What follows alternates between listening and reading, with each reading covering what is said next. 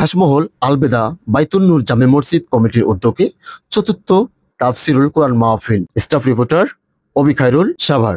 আজ 27/4/2025 ইং তারিখ সাভার রাজাসন সাভার চতুর্থ বার্ষিক তাফসিরুল কোরআন ওয়াজ মাহফিলের আয়োজন করেন ঘাসমহল আলবেদা বাইতুন নূর জামে মসজিদ।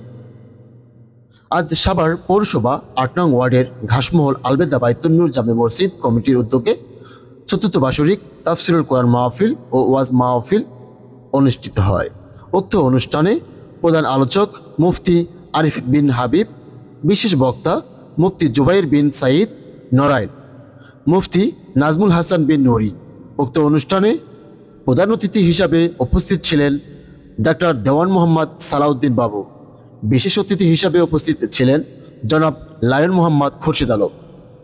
আর উপস্থিত ছিলেন ৭ নং ওয়ার্ড কাউন্সিলর পদপ্রার্থী মোহাম্মদ ইউনুস খান, ৩ নং ওয়ার্ড কাউন্সিলর পদপ্রার্থী মোহাম্মদ রাশিদুজ্জামান বাচ্চু।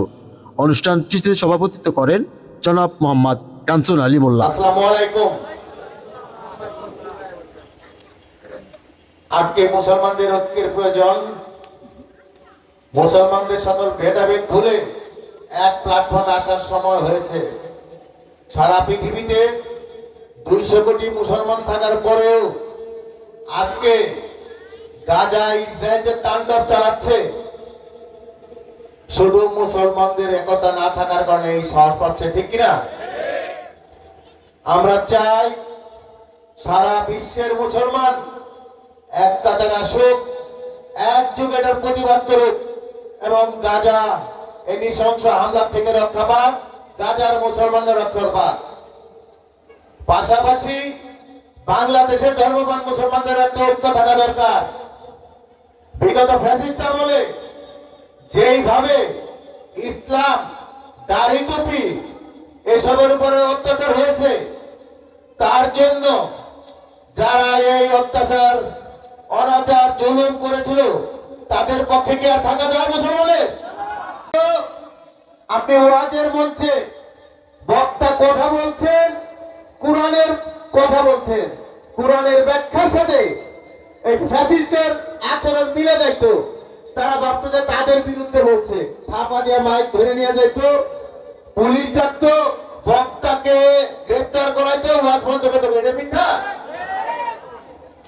আমরা এমনও দেখেছি বায়তুল মুকাররমে নামাজরত মুসল্লির উপরে টিয়ার সেল ছাড়ছে, মুসল্লিকে সমানে লাঠিচার্জ করছে, নামাজরত মুসল্লি গ্রেফতার করে নিয়ে গেছে এবং দীর্ঘদিন তার কোনো খোঁজ খবর পাওয়া যায় নাই। বুঝছেন?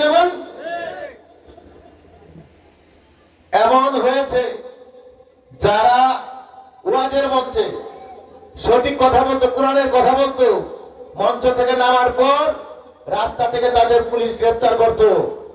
2 মাস, 3 মাস, 6 মাস তাদের খবর পাওয়া যায় নাই। পরে দেখা যেত যে জঙ্গি নাটক সাজায়া কিছু মাইরা ফেলছে, কিছু জেলখানা ঢুকেছে। কি মিথ্যা বললাম? যে সরকার ভিন্ন একটি দেশের এজেন্ট হয়ে কাজ করছে, তাদের পক্ষে কি আর কোন মুসলমান ভোট দেওয়া সম্ভব? তার জন্য এই বাংলাদেশের সকল মুসলমানকে ঐক্যবদ্ধ হতে হবে। যারা এইরকম অপশাসনের বিরুদ্ধে দীর্ঘদিন লড়াই করে অবশেষে ফ্যাসিস্ট বিদায় করছে, তাদের পাশে থাকা উচিত না? সেই রকম একজন মানুষ ডাক্তার দেওয়ান মোহাম্মদ সালাউদ্দিন বাবু ভাই। আমি তার জন্য আপনাদের কাছে দোয়া চাই। তিনি আগামীতে এই ঢাকা 19 আসনে জাতীয় সংসদ নির্বাচন করবেন ইনশাল্লাহ। আপনারা থাকবেন তো তার পাশে?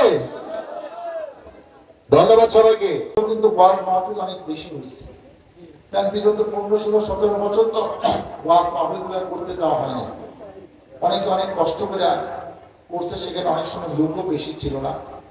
কিন্তু এই বছর অনেক জায়গায় ওয়াজ মাহফিল, আমি মনে হয় 70-72টা ওয়াজ মাহফিল এই 2-3 মাসে গিয়েছি।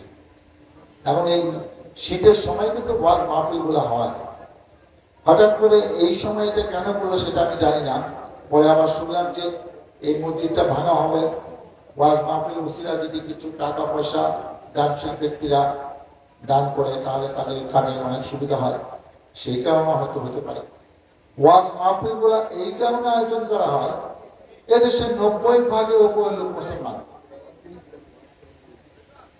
আমরা মুসলমানের ইতিহাস, আমাদের প্রিয় নবীদের জীবন আলোক্য, যেটা দেখে আমরা অনেক কিছু শিখতে পারবো, জানতে পারবো। এবং এই এক সময় আপনারা জানেন কিনা, স্পেন একটা খ্রিস্টান রাষ্ট্র, অথচ 710 থেকে 1492 সালে এটা মুসলমান শাসন ছিল। এবং আরো অনেক জায়গায় কিন্তু মুসলমান শাসন ছিল, যেটা পরবর্তীতে ওইসব দেশে নানা চক্রান্তের কারণে অনেক দেশ থেকে মুসলমান শাসন আজকে বিলুপ্ত হয়ে গেছে। যদিও এই মুহূর্তে পৃথিবীতে 200 কোটিরও বেশি মুসলিম বাস করছে। এবং আমরা যারা ধর্মপ্রাণ মুসলমান আছি, আমাদের দায়িত্ব কি, করণীয় কি? আমাদের যে মূল স্তম্ভ 5টি, কলেমা, নামাজ, হজ, যাকাত, এগুলা অনেক কিছু শব্দে কিন্তু আমরা এখনো অনেক কিছু জানি না। আমি কি আমল করব? আল্লাহ রাব্বুল আলামিন বলেন, আমার সৃষ্টির সেবা করো। আল খালকু ইলাল্লাহ, ফা আহাব্বুল খালকি ইলাল্লাহি মান আহসানা ইলা আয়ালিহি। সৃষ্টির